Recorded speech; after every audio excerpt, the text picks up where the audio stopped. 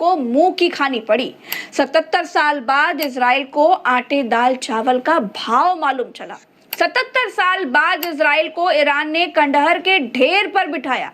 77 साल बाद ईरान ने इजराइल को ये बताया कि वो सवा शेर है। 77 साल बाद इजराइल किसी मुस्लिम देश के आगे इतना परेशान दिखा है। दोस्तों, ट्रंप ने इजराइल ईरान युद्ध में सीज फायर करवा दिया। इजराइल की तरफ से वादा किया कि अब इजराइल हमला नहीं करेगा। तो इस युद्ध में जीता कौन? क्या ये ईरान की जीत है? क्या रूस के खौफ से अमेरिका ने जल्दबाजी में सीज फायर करवा दिया? क्या अमेरिकी बेस बचाने के लिए सीज फायर करवा दिया? जीत किसकी हुई? ईरान की हुई कि इजराइल की हुई? क्लियर विनर कौन है? आज के वीडियो में हम इसे ही समझेंगे। नमस्कार दोस्तों, मेरा नाम प्रज्ञा मिश्रा है और आप प्रज्ञा का पन्ना देख रहे हैं। दोस्तों, 1948 से जब से इजराइल ने अरबों की जमीन पर कब्जा करके अपना देश बनाया, तब से इजराइल ने मुस्लिम देशों के खिलाफ 9 युद्ध लड़े और 9 के 9 में जीत ही हासिल की। एक बार तो 6 दिन में अरब देशों को हरा दिया था। पहली बार ईरान ने 12 दिनों के युद्ध में ही इजराइल को नाको चने चबवा दिए। इजराइल ने इसकी उम्मीद कभी नहीं की थी कि कम फाइटर जेट्स वाला देश ईरान मिसाइलों से इजराइल को खंडहर बना देगा। इजराइल ने ये कभी कामना नहीं की थी कि उसके एयरडोम ईरानी मिसाइलों के आगे चाय कम पानी साबित हो जाएंगे। सिर्फ इजराइल ही नहीं, इस बार ईरान ने अमेरिका को भी छठी का दूध याद दिला दिया। इराक और कतर में अमेरिकी एयरबेस पर ईरान ने हमला बोल दिया। 20 मिसाइलें कतर के अमेरिकी बेस पर मारी और एक इराक के अमेरिकी बेस पर चलाई। इराक के अमेरिकी बेस का क्या हाल हुआ वो तो आपके सामने है। कतर में मिसाइलों को जमीन पर गिरने नहीं दिया गया।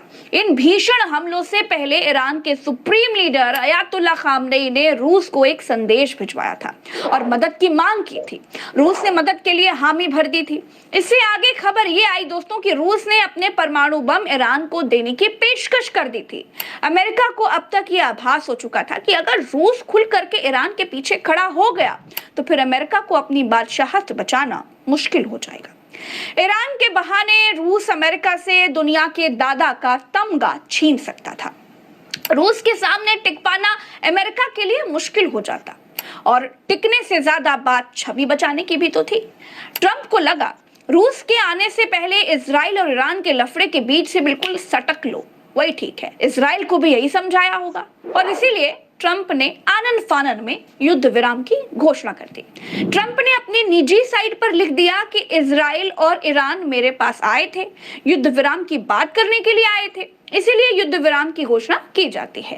पहले 12 घंटे पर ईरान मिसाइल नहीं चलाएगा और उसके 12 घंटे तक इजराइल फाइटर प्लेन नहीं चलाएगा। इस तरह से सीज फायर हो जाएगा। जबकि ईरान के विदेश मंत्री ट्रंप के पास गए ही नहीं थे। अब्बास अराक्ची खामनेई का संदेश लेकर के रूस गए थे। अमेरिका के खिलाफ रूस से मदद मांगने के लिए वो पहुंचे थे। ट्रंप के सीज फायर के ऐलान को भारत ने तो मान लिया था, लेकिन ईरान ने नहीं माना। ईरान ने इजराइल पर एक और मिसाइल की खेप से हमला कर दिया और इजराइल के बीर शेबा इलाके के ऊपर एक मिसाइल की फोटो भी इजराइल की मीडिया की तरफ से जारी कर दी गई। इस बीच ईरान के सुप्रीम लीडर अली खामनेई का एक संदेश और आया। खामनेई ने एक्स पर लिखा कि जो लोग ईरानी लोगों और उनके इतिहास को जानते हैं वे ये जानते हैं कि ईरानी राष्ट्र आत्मसमर्पण करने वाला राष्ट्र नहीं है। खामनेई के इरादे उनके ट्वीट से दिखाई दे रहे हैं। ईरान के अलावा कोई और देश होता तो अमेरिका की आभा के आगे सरेंडर कर जाता, लेकिन ये खामनेई थे जिन्होंने आदेश दिया कि अगर अमेरिका ने ईरान पर आक्रमण किया तो अब अमेरिका पर आक्रमण किया जाएगा और अमेरिकी बेसों पर आक्रमण किया भी। अमेरिका ने जब ईरानी मिसाइलें अपनी तरफ आती देखी तो ट्रंप की तरफ से सीज फायर का ट्वीट आ गया, जबकि ईरान के विदेश मंत्री ने कहा सीज फायर उनकी सेना तय करेगी। उन्होंने कोई सीज फायर डॉक्यूमेंट साइन नहीं किया है। ये विदेश मंत्री का ट्वीट है जो सार्वजनिक तौर पर कहते नजर आ रहे हैं। इसके बाद भी ट्रंप ने अपने ट्रुथ पर लिखा कि इजराइल ईरान पर हमला नहीं करने जा रहा है, सभी विमान वापस लौट जाएंगे और ईरान की तरफ दोस्ताना प्लेन वेव करते हुए घर लौट आएंगे। किसी को कोई नुकसान नुकसान नहीं होगा, युद्ध विराम प्रभावी है। दोस्तों, इजराइल के कहने पर ट्रंप ने अपनी आदत के मुताबिक एक तरफा युद्ध विराम यानी सीज फायर की घोषणा कर दी। ईरान ने कहा कि ट्रंप के सीज फायर की घोषणा से युद्ध नहीं रुकेगा, शुरू उन्होंने किया था, खत्म हम करेंगे। लेकिन कुछ मिसाइलों के चलने के बाद और मिसाइलों का चलना बंद हो गया। आज की रात के बाद मालूम चल जाएगा कि क्या वाकई सीज फायर हो गया है। तेहरान टाइम्स ने अमेरिका द्वारा किए गए सीज फायर को ईरान की जीत बताई है। तेहरान टाइम्स ने कहा है कि अमेरिका ने जितने बम हमारे ऊपर गिराए उतने ही किलो बम हमने अमेरिकी एयर बेसिस पर दागे। ये ईरान की जीत है। ईरान ने स्टेट ऑफ हॉर्मुज को बंद करने का प्रस्ताव संसद में पारित करा लिया। अमेरिकी बेसों पर हमला शुरू कर दिया। इससे साफ दिखाई दे रहा था कि अब ईरान ने अमेरिका को अपना दुश्मन नंबर 1 बना लिया है। अमेरिका और इजराइल का लक्ष्य ईरान को परमाणु हथियार बनाने से रोकने का था ही नहीं। परमाणु हथियार तो ईरान बना ही नहीं रहा था, ये तो IAEA ने पहले ही बता दिया था। इजराइल का प्लान ईरान में सत्ता परिवर्तन करने का था।